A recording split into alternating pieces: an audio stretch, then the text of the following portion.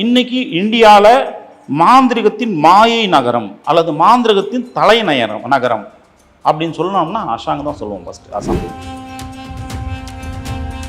சித்தர்கள் சொல்லிட்டாங்க மாந்திரிகம் உண்மைன்னு தான் 18 பேரும் சொல்லிட்டாங்க. கந்த சஷ்டி கவசத்தே வருது. செய்தினிலிருந்து காக்க, ஏவல் பில்லி சூனியத்திலிருந்து காக்க எல்லாமே வருது. அப்போ நம்ம சாமி பாட்டையும் நம்ம நம்ப மாட்டோம், சித்தர்கள் எழுதி வச்சாலும் நம்ம நம்ப மாட்டோம், பிராமணர்கள் பாட்டிலையும் நம்ப மாட்டோம், ஓதுபவர்கள் மந்திரங்களையும் நம்ப மாட்டோம், திருவாசகத்தையும் நம்ப மாட்டோம். எதுல என்ன சொன்னாலும் அதை நம்ம நம்ப மாட்டோம். அட்லீஸ்ட் வெள்ளக்காரன் எழுதி வச்சாதான் நம்புங்களேன்.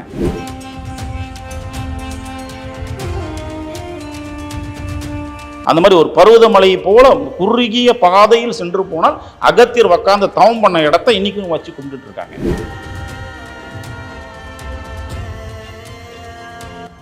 அவனை எழுதி வச்சிருக்கானே, மாயோங் நகரம் ஒரு மாந்திரிகத்தின் தலைநகரம். ஆங்கிலேயர்களால் ஆட்சி புரியாத இடம் ஒன்று இருக்குது, ஆங்கிலேயர்களால் அடிமைப்படுத்த முடியாத ஒரு இடம் இருக்குது, அங்கே யாரும் கிட்ட கூட போக முடியாத ஒரு இடம் இருக்குது இந்தியாவில்னா அது மாயோங் நகரம் மட்டும்தான். அந்த எலுமிச்சை பழம் ஏன் கொடுக்குதுன்னா, ரொம்ப நேரம் நான் வெயிட் பண்ணிட்டு இருக்கேன் என் தலைவர் வர்றதுக்காக. என் தலைவர் இன்னும் வரல, பழத்தை வச்சே வெயிட் பண்ணிட்டு இருக்கேன். என்னோட மொத்த ஃபீலிங்கும் என்னென்னலாம் நான் மனசில் வச்சுருவேன், என் தலைவண்ணா அப்படி, என் தலைவண்ணா இப்படி, மொத்த ஃபீலிங் எலுமிச்சை பழத்தில் இருக்குமா. என்னோட டேபிள் எல்லா இடத்துலையும், என்னோட ஆஃபீஸ் எங்கெங்க இருக்கோ எல்லா இடத்துலையும் டேபிள் போட்டிருப்பேன். காலையிலே உள்ளாதளவு டேபிள் போட்டிருப்பேன். என்னோடய சிஷ்யர்கள் வருவாங்க, சிரிப்பாங்க. அப்படியும் சின்ன சந்தா இருந்தாலுமே உள்ளது வந்து காலை தொட்டுருவாங்க எப்படியாவது. ஏன்னா அவங்களுக்கும் தெரியுது தான் சூட்சுமம்.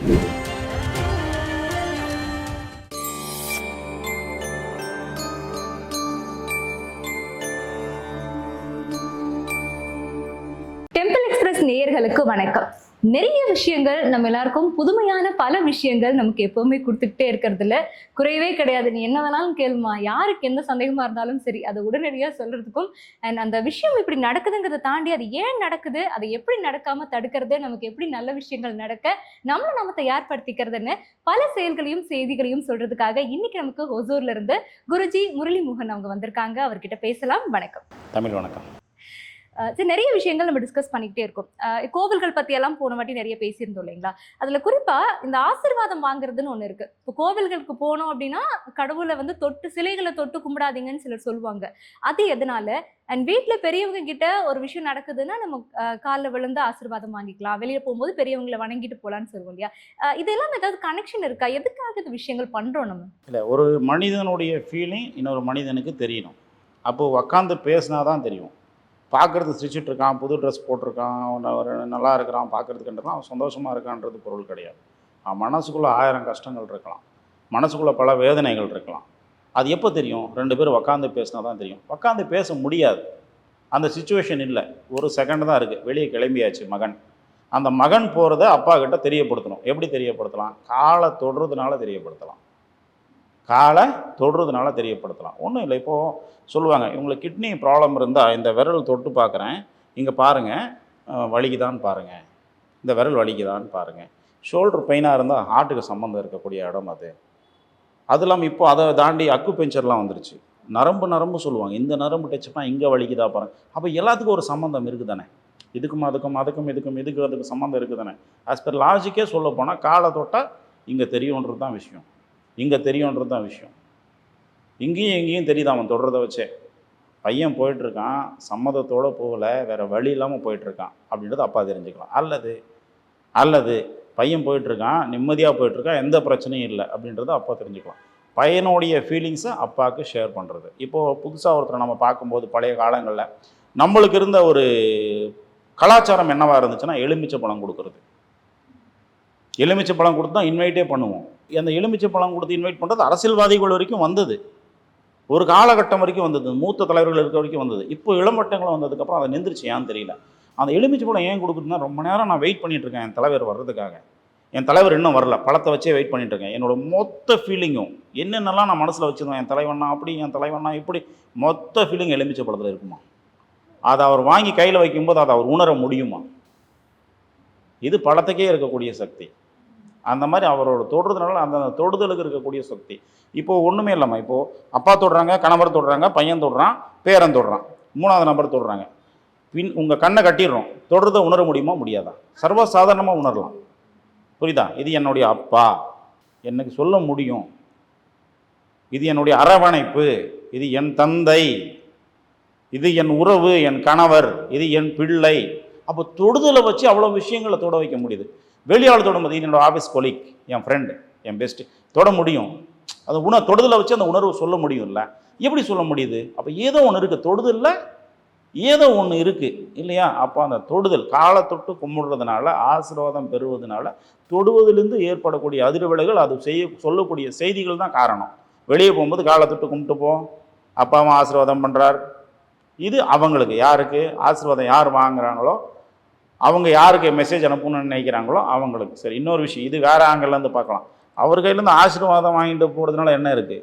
அவர் ஏதோ சொல்கிறாரு, போகும்போது காலைல விழுந்துட்டோம், நல்லபடியாக போயிட்டோப்பா, இந்தாப்பா ஒரு 100 ரூபா வச்சுக்கோப்பா அப்படின்னு கொடுத்து அனுப்பிச்சிடும். 100 ரூபாய் இல்லாமல் காரில் போகல, 100 ரூபாய் இல்லாமல் அவர் டிரைவர் போடலை, 100 ரூபாய் இல்லாமல் பெட்ரோல் போடலை. இருக்குது, இருந்தாலும் பெரியவங்க கிட்ட வாங்குறது வேறு. ஏன்னா அவர் கொடுத்து வாங்கின காசு நீ கொடுத்து வாங்கினா இன்னும் 50 வருஷம் ஆகும். ஏன்னா அவ்வளோ காசு, அந்த எக்ஸ்பீரியன்ஸ், அவர் வாயால் பேசுகிற பேச்சு, அவருக்கு இப்போ வாங்கியிருக்கிற நல்லா இருப்பா. இப்போ நம்ம ஏதோ நல்லது செய்கிறோம், நம்மளுக்கு வந்து ஆசீர்வாதம் பண்ணுறாங்க, நல்லா இருப்பா நல்லா இருப்பா நல்லா இருப்பா நல்லா இருப்பா. எவ்வளோ நல்லாரு? 1 கோடி நல்லாரு வாங்கிட்டேன் நான். 1 கோடி நல்லாரு வாங்கிட்டேன், எனக்குள்ளே வச்சுட்ருக்கேன், என் பேங்க்கில் இருக்குது. என் பையன் வரான், காலில் விழுறான், உடனே நல்லா இருப்பா. 1 கோடி நல்லாயிரில் என் மனசார 50 லட்சம் நல்லாயிரு கொடுத்துட்டேன். இது 50 நல்லாயிரம் வாங்கணும்னா எவ்வளோ நல்லது பண்ண வேண்டியது இருக்கும். எவ்வளோ நல்லது பண்ணால் அந்த 50 லட்சம் நல்லாயிரம் வரும். புரிஞ்சுதா? விஷயம் புரியுதா? இதுதான் விஷயம்.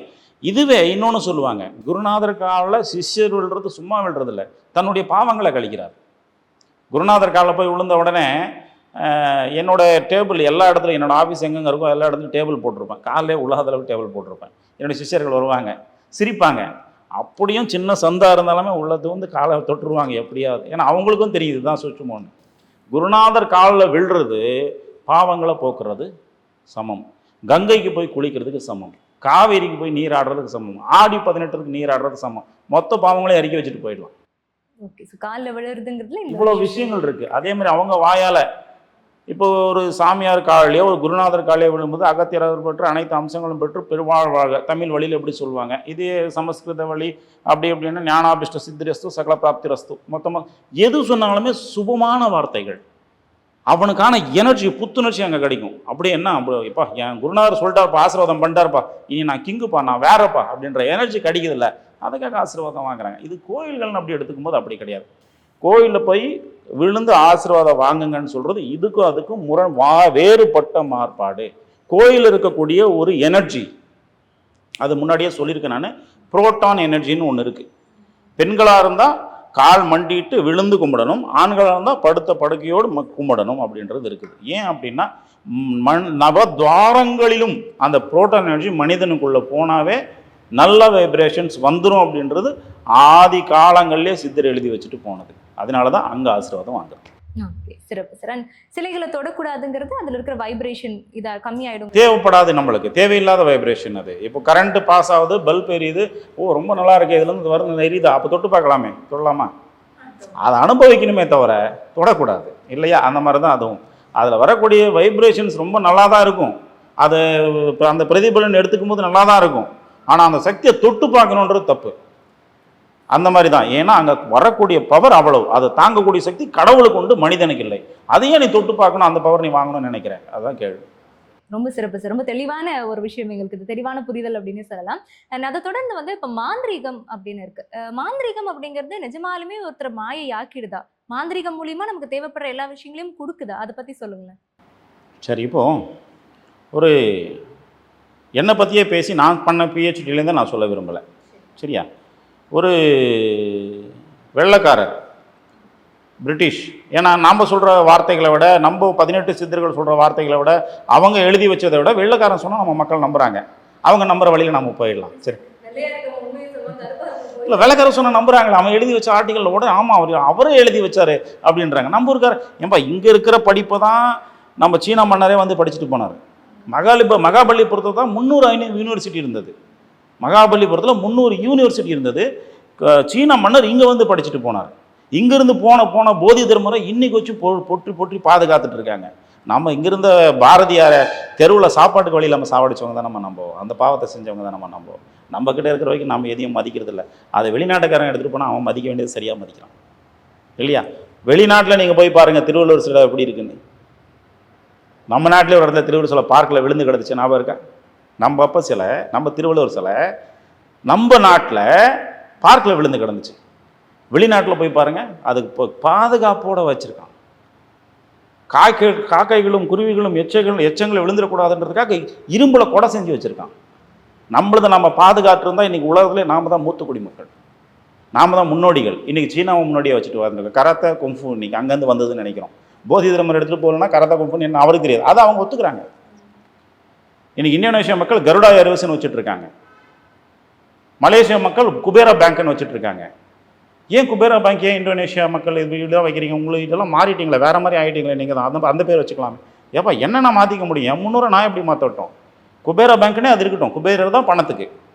கருடா பறக்கிறது அவர் தான், ஏர்வேஸ் அப்படியே இருக்கட்டும், அது அப்படியே தான் இருக்குது. நாம் தான் இப்படி பண்ணிக்கிட்டோம். அதனால் வெள்ளைக்காரன் எழுதி வச்சதை நம்ம எடுத்துக்கிட்டோம்னா ஆதாரங்கள், த புக் ஆஃப் அசாம் 4 எடிஷனாக போட்டிருக்காங்க.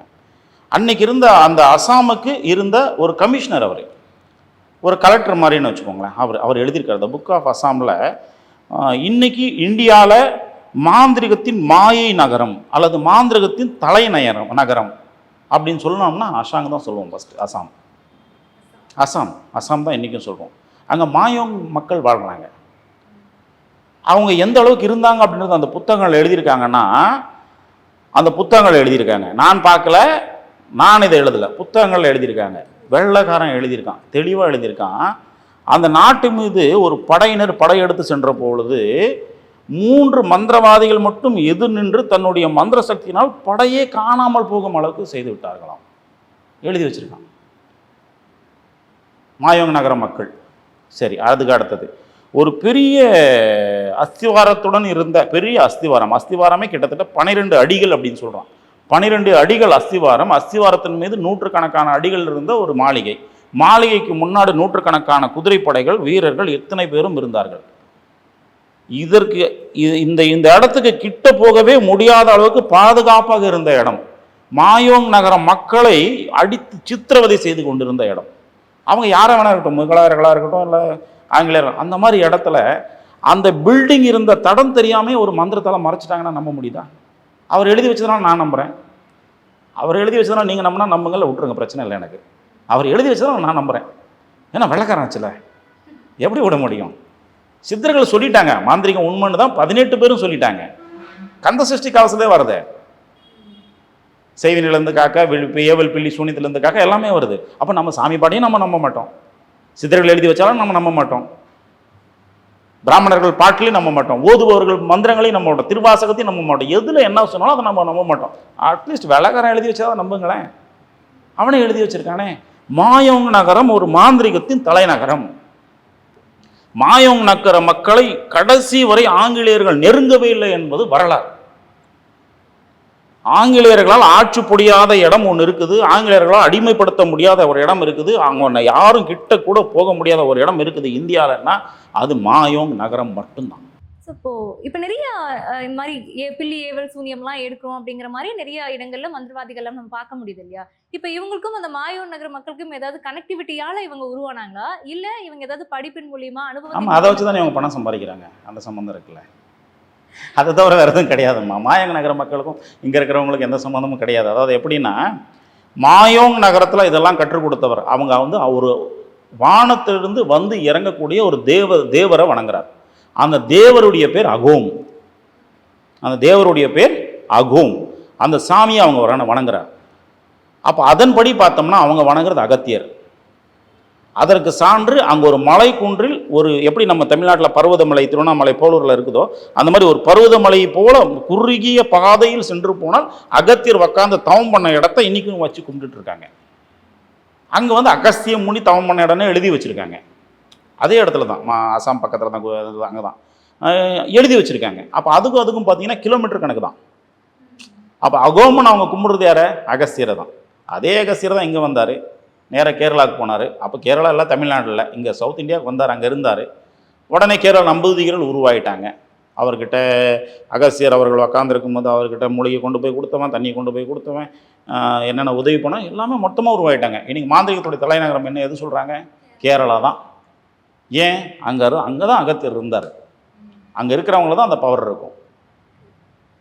ஏன் கொல்லிமலையை சொல்கிறாங்க? அகத்தியர் போய் நீராடின இடம், சித்தர்கள் போய் நீராடின இடம், சித்தர்கள் தவம் இருந்த இடம், பெரிய காடுகள் இருந்தாங்க. அதனால் இவ்வளோ தான் விஷயங்கள்.